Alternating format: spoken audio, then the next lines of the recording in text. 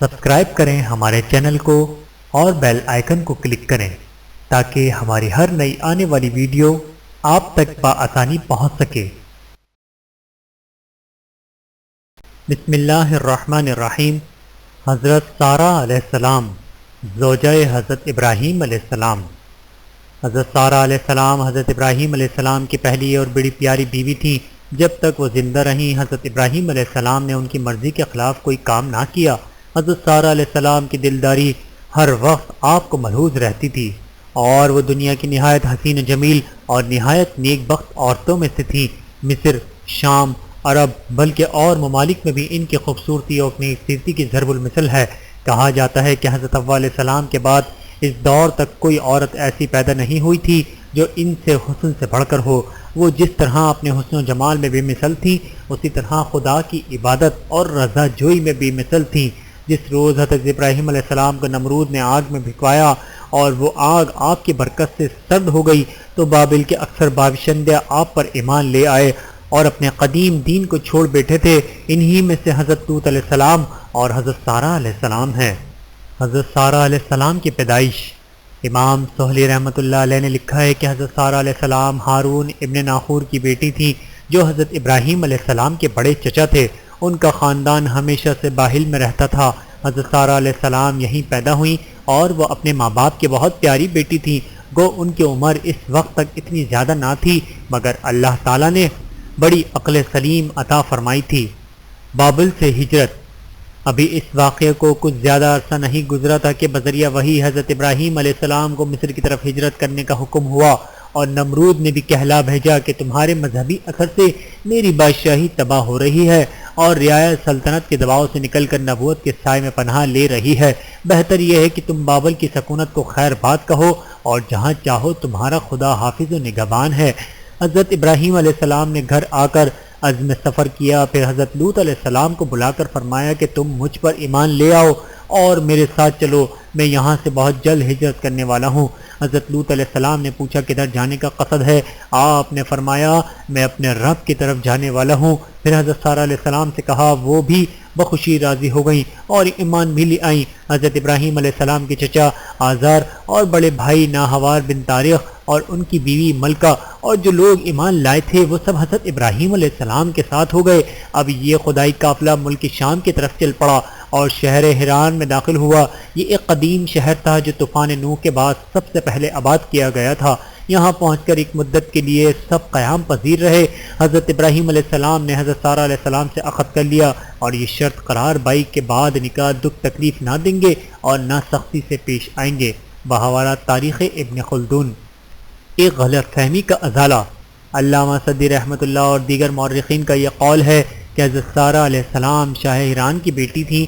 جب آگ سے حضرت ابراہیم علیہ السلام صحیح و سلامت نکل آئے اسی شب ایمان لے آئیں اور یہ شرط مذکور پر باپ کی رضامندی کے خلاف عقد کر لیا، لیکن صحیح یہی ہے کہ وہ حضرت ابراہیم علیہ السلام کے بڑے چچا ہاران کی بیٹی اور حضرت لوط علیہ السلام کی بہن تھیں۔ تورات سے بھی یہی پایا جاتا ہے اور اکثر مورخین نے اسی کو مانا ہے۔ حران میں قیام۔ غرض نکاح کے بعد حضرت سارہ علیہ السلام نے اپنی عقل مندی اور حسن سیرت سے بہت جلد حضرت ابراہیم علیہ السلام کے مزاج میں داخل پیدا کر لیا۔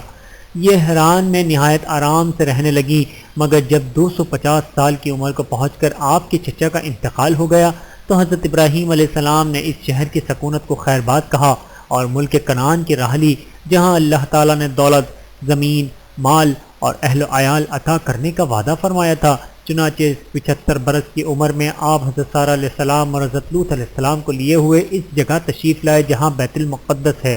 علامہ ابن خلدون نے لکھا ہے کہ اس مقام کا نام پہلے جبرون تھا جسے ابو الخلیل کہتے ہیں۔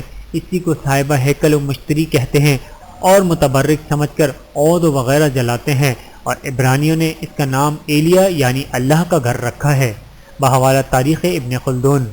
مصر کی طرف ہجرت۔ یہاں کے قیام کو کچھ زمانہ نہیں گزرا تھا کہ سخت قول پڑا جس نے اس مقام کو بھی چھوڑنے پر مجبور کر دیا۔ آپ حضرت لوط علیہ السلام اور حضرت سارہ علیہ السلام کو لے کر مصر میں تشریف لائے اور ایسی جگہ ٹھہرے کہ کسی آپ کے آنے اور رہنے کی کان و کان خبر نہ ہو، کیونکہ یہاں کا والی بڑا ظالم تھا اور اس کا نام سنان بن الوان بن ابیہ بن عوج بن عملاق بن لازدین بن سام بن حضرت نوح علیہ السلام تھا۔ مصر کی سرزمین پر یہ سب سے پہلا فرعون ہوا اور مدت تک زندہ رہا۔ بحوالہ تاریخ طبرانی۔ بادشاہ مصر اور حضرت سارہ علیہ السلام۔ امام سہیلی رحمۃ اللہ نے لکھا ہے کہ اس کا نام عمرو بن قیس بن صبا ہے، اور بعض مورخین نے کہا ہے کہ یہ ضحاک کا بھائی سنان بن اہیوب ہے۔ ضحاک نے اس کو مصر کا والی بنا دیا، اور بعض مورخین نے اس کا نام تولیس لکھا ہے۔ یہ بڑا ظالم تھا، اس کی عادت تھی کہ جو مسافر شہر میں آتا، اس کی بیوی حسین ہوتی تو زبردستی طلاق دلا کر اپنی محرموں میں داخل کر لیتا، اور اگر وہ شخص اپنی عورت کو طلاق نہ دیتا تو اسے قتل کر ڈالتا۔ چونکہ حضرت سارہ علیہ السلام نہایت حسین اور خوبصورت تھیں، اس خوف سے حضرت ابراہیم علیہ السلام بھی بہت مخفی طور پر مصر داخل ہوئے اور چھپے چھپے رہنے لگے، لیکن حضرت سارہ علیہ السلام کے حسن کا شہرہ مصر میں رفتہ رفتہ پھیلنے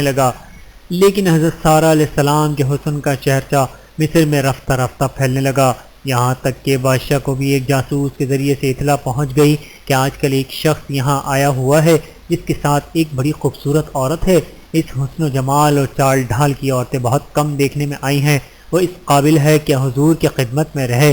یہ سنتے ہی سنان نے حضرت ابراہیم علیہ السلام کی خدمت میں اپنے ایک خاص معتمد کو یہ حکم دے کر بھیجا کہ ہم نے سنا ہے تم یہاں ایک عرصے سے رہتے ہو اور تمہارے ساتھ ایک نہایت حسین عورت بھی ہے، بہتر ہوگا کہ اسے بنا سنوار کے فوراً ہماری خدمت میں بھیج دو، اس حکم کی تعمیل میں دیر نہ ہونے پائے۔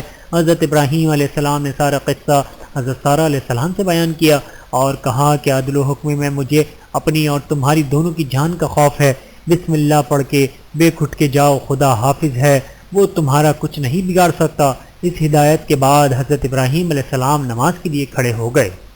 بادشاہ عذاب میں گرفتار۔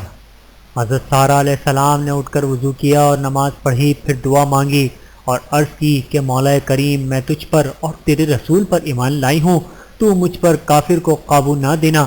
نماز اور دعا سے فراغت کر کے خدا سے لو لگائے ہوئے اس معتمد کے ساتھ فرعون کے سامنے پہنچی۔ اس کی نگاہیں حضرت سارہ علیہ السلام کے حسن کی چمک دمک سے چوندھیا گئیں، بے اختیار ہو کر ان کی طرف ہاتھ بڑھائے، مگر دونوں ہاتھ سینے تک اٹھ کر رہ گئے اور خود بخود اس قدر گلا گھٹنے لگا کہ شدت تکلیف سے زمین پر تڑپنے اور ہاتھ پاؤں مارنے لگا۔ پھر حضرت سارہ علیہ السلام سے یہ عاجزی سے کہنے لگا کہ اپنے معبود سے التجا کر کے مجھے جلدی سے اس مصیبت سے چھڑا، تیرے خدا کی قسم میں اب تجھے ستانے کا ارادہ نہ کروں گا۔ واپسی پر حضرت حاجرہ علیہ السلام کا ساتھ۔ حضرت سارہ علیہ السلام نے اسی وقت دعا کی کہ اے میرے خدا، اگر یہ سچ کہتا ہے تو اسے نجات دے۔ وہ اسی وقت اپنی حالت میں آ گیا۔ 3 دفعہ اس کی نیت میں فطور آیا، مگر ہر بات ایسی ہی تکلیف میں مبتلا ہو کر آخرکار اس نے ناپاک ارادہ باز رہا۔ اس واقعے سے اس کے دل پر دہشت چھا گئی۔ پھر اس منحوس جاسوس کو بلا کر کہا، تو نے تو میرے پاس انسان کو نہیں لایا بلکہ شیطان کو لے آیا ہے، اسے لے جا۔ اور حاجرہ میں اس کی خدمت کے لیے دی۔ اور اب حضرت سارہ علیہ السلام بی بی حاجرہ کو ساتھ لیے ہوئے خوش خوش اپنے گھر واپس آئیں۔ حضرت ابراہیم علیہ السلام کھڑے نماز پڑھ رہے تھے۔ آپ نے آہٹ پاتے ہی نماز ختم کی اور اشارے سے پوچھا، کہو کیسی گزری؟ حضرت سارہ علیہ السلام نے کہا، لوٹایا اللہ نے مکر و فریب کافر فاجر کا اس پر، اور مجھے اس نے خدمت کے لیے حاجرت دی ہے۔ بحوالہ بخاری و مسلم۔ تمام حجابات دور کر دیے گئے۔ علامہ ابن کثیر کہتے ہیں کہ بعض آثار میں مجھے یہ بات دیکھنے کا اتفاق ہوا کہ اللہ تعالیٰ نے حضرت ابراہیم علیہ السلام اور حضرت سارہ علیہ السلام کے درمیان حائل پردے ہٹا دیے۔ حضرت ابراہیم علیہ السلام اپنی بیوی کو برابر دیکھ رہے تھے۔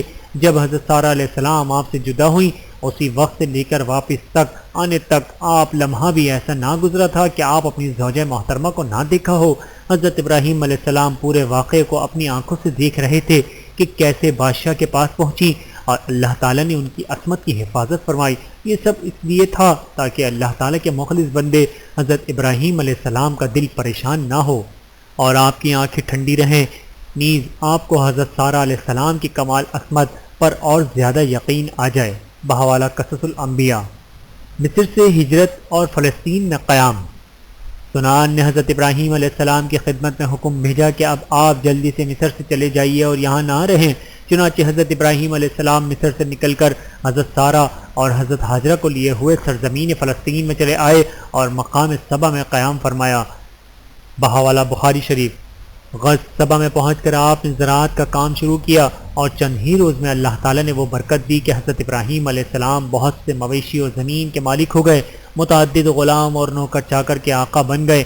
آپ نے یہاں ایک کنواں بنوایا اور ایک مسجد تعمیر کرائی، کیونکہ آپ سمجھ چکے تھے کہ اب عمر بھر یہیں رہنا ہے۔ لیکن چند روز کے بعد صبا کے لوگوں نے بہت پریشان کیا اور آپ کے کنویں پر قبضہ کر لیا۔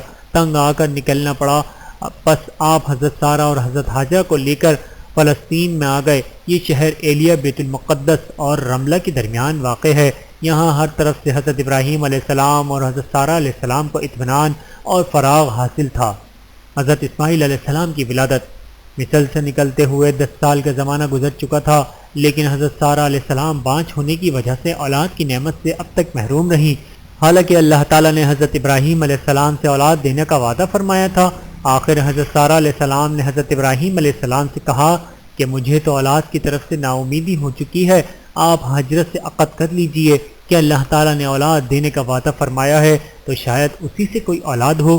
حضرت ابراہیم علیہ السلام نے حضرت سارہ علیہ السلام کی خواہش کے موافق حضرت بی بی حاجرہ علیہ السلام سے عقد کر لیا۔ خدا کی شان کے 1 سال بعد ہی ان کے بطن سے حضرت اسماعیل علیہ السلام پیدا ہوئے، لیکن اس ولادت سے جس قدر خوشی ہوئی تھی، تھوڑے دن کے بعد حضرت سارہ علیہ السلام کو اسی قدر رنج بھی پہنچا، کیونکہ انہیں اپنے بانجھ ہونے پر بہت افسوس رہنے لگا اور آپ بے اولادی کے غم سے بہت افسردہ رہنے لگی تھیں۔ مگر چند سال کے بعد اللہ تعالیٰ نے ان کو بھی خوشی عطا فرمائی اور حضرت اسحاق علیہ السلام کے پیدا ہونے کی خوشخبری سنائی۔ فرشتے خدمت میں اور بیٹے کی بشارت۔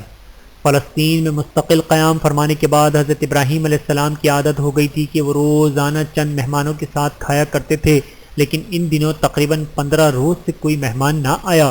حضرت ابراہیم علیہ السلام بہت دل گرفتہ اور رنجیدہ ہوئے اور گھر سے باہر نکل کر اس انتظار میں کھڑے تھے کہ شاید کوئی مہمان نظر آئے تو لے آئیں۔ ابھی کچھ زیادہ دیر نہیں گزری تھی کہ 3 شخص نظر آئے۔ ان کے چہروں سے انسانی اوصاف سے بالا تر وجاہت نمایاں تھی۔ اس روب و داب اور حسن و جمال کے مہمان حضرت ابراہیم علیہ السلام نے کبھی نہ دیکھے تھے۔ ان کو اپنی طرف آتے ہوئے دیکھ کر آپ نے بڑھ کر استقبال کیا اور ان تینوں نے آپ کو سلام کیا۔ یہ تینوں نووارد مہمان اصل میں حضرت جبرائیل، حضرت اسرافیل، حضرت میکائیل علیہ السلام فرشتے تھے، جنہیں اللہ تعالیٰ نے بھیجا تھا کہ حضرت ابراہیم علیہ السلام کی خدمت میں انسانی صورت میں حاضر ہوں۔ آپ انہیں دیکھ کر بہت ہی مسرور ہوئے اور سلام کا جواب دے کر خوشی خوشی اندر لے آئے۔ جب وہ بیٹھ چکے تو آپ نے گائے کے ایک موٹے تازے بچڑے کو ذبح کر کے کھانا تیار کیا اور اسی وقت سامنے لا کر رکھ دیا، لیکن مہمانوں نے کچھ رغبت نہ کی اور نہ کھانے کی طرف ہاتھ بڑھایا۔ آپ نے اصرار کیا مگر انہوں نے صاف انکار کر دیا۔ حضرت ابراہیم علیہ السلام اپنے دل میں ڈرے، کیونکہ اس زمانے میں جو لوگ کسی کے ہاں برے ارادے سے آتے تھے وہ کھانا نہیں کھاتے تھے۔ فرشتے بھی سمجھ گئے کہ حضرت ابراہیم علیہ السلام کو بتمزہ بشریت خوف لاحق ہوا ہے۔ انہوں نے کہا کہ آپ ڈریے نہیں، ہم فرشتے ہیں، حضرت لوط علیہ السلام کی قوم کی طرف بھیجے گئے ہیں تاکہ اسے ہلاک کریں اور آپ کو بطن حضرت سارہ سے بیٹا ہونے کی خوشخبری سنائیں۔ حضرت سارہ علیہ السلام بھی اپنے مہمانوں کو کھانا کھلانے کی خاطر آ کر کھڑی ہوئی تھی۔ یہ سن کر بے اختیار ہنس پڑی۔ حضرت سارہ علیہ السلام اس وقت 90 برس اور حضرت ابراہیم علیہ السلام کی عمر 120 برس کی ہو چکی تھی۔ اپنے بڑھاپے پر افسوس اور تعجب کر کے کہنے لگی، میں بوڑھی ہوں اور میرا شوہر بھی بوڑھا ہے۔ یہ ایک عجیب بات کہتے ہیں جو دنیا کی عادات کے خلاف ہے۔ اب میں کیا لڑکا جنوں گی؟ فرشتوں نے کہا، کیا اللہ تعالیٰ کی قدرت پر آپ تعجب کرتی ہیں؟ یہ تو کوئی تعجب کی بات نہیں ہے، آپ لوگوں پر تو اللہ کی رحمت اور برکت خاص ہے، وہ بڑا بزرگ معبود اور ہر پھل فعل پر قادر ہے۔ یہ کہہ کر فرشتے تو چلے گئے اور حضرت سارہ علیہ السلام نہایت مسرت اور خوشی سے بیٹی کی اولاد کا انتظار کرنے لگیں اور اسی دھن میں اپنا عزیز وقت گزارنے لگیں۔ چنانچہ چند ماہ بعد ہی حاملہ ہوئیں اور ابھی اس واقعے کو 1 ہی سال کا عرصہ گزرا تھا کہ حضرت اسحاق علیہ السلام پیدا ہوئے۔ ان کی ولادت سے جو کچھ خوشی حضرت سارہ علیہ السلام کو ہوئی ہوگی اور جو محبت ان کو اپنے اس اکلوتے بیٹے سے ہوگی، وہ ظاہر ہے وہ بڑے لاڈلے پیار سے پالے گئے ہوں گے اور ان کی خاطر پیاری ماں کو بے حد عزیز تھی۔ یہاں تک کہ وہ جوان ہوئے اور ان کی شادی اور اولاد ہوئی۔ حضرت بی بی سارہ علیہ السلام نے بیٹے اور بہو پوتے تک کی بہاریں دیکھیں اور بڑے عیش و آرام سے زندگی گزاری۔ 127 یا 130 سال کی عمر کو پہنچ کر وہ سخت بیمار ہوئیں۔ آخر یہی بیماری ان کے لیے موت کا پیام ثابت ہوئی اور انہوں نے ہمیشہ کے لیے حضرت ابراہیم اور حضرت اسحاق کو داغ مفارقت دیا اور دنیا سے کنارہ کیا اور ان کو اور حضرت ابراہیم علیہ السلام دونوں کو حضرت سارہ علیہ السلام کے مرنے کا جس قدر صدمہ ہوا وہ تھوڑا ہے۔